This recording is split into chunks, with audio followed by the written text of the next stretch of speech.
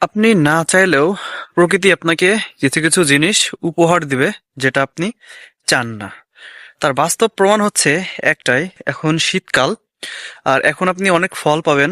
আপনি বড়ই পাবেন, বড়ইয়ের পাশাপাশি আরো শীতকালীন যে ফলগুলো আছে সেগুলো কিন্তু পাবেন। কেন এই কথা বলতেছি, কারণ এই মুহূর্তে আমি এমন একটা জায়গাতে দাঁড়িয়ে আছি, এটা হচ্ছে একটা মাঠের ভেতরে। আমি যদি আপনাদেরকে আমার পেছনটা দেখাই তাহলে দেখতে পাবেন এটা একটা মাঠ। আর আমার বাম সাইডে এই পাশে দিকে একটা রাস্তা আছে। তো আমার এই বাম পাশে রাস্তার ধারে রয়েছে একটা বড়ইয়ের গাছ। তো এটা হচ্ছে একটা টক বড়ই। এখন তো বর্তমানে টক বড়ই দেখাই যায় না।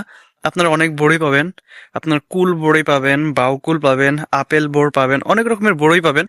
আর এই টক বড়ই যেন আজকাল দেখাই যায় না। কিন্তু দেখুন, এই গাছে কত পরিমাণে টক বড়ই ধরে আছে। মানে ভাবা যায় আল্লাহর নিয়ামত।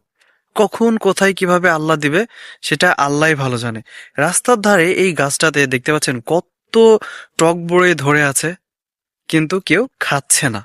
যাদের সময় হবে তারা অনায়াসে এসে এখান থেকে কিন্তু খেয়ে যাবে। এটাই হচ্ছে আল্লাহর নেয়ামত। আল্লাহ কখন কোথায় কোন জায়গাতে কিভাবে কাকে দিবে সেটা আল্লাহই ভালো জানে।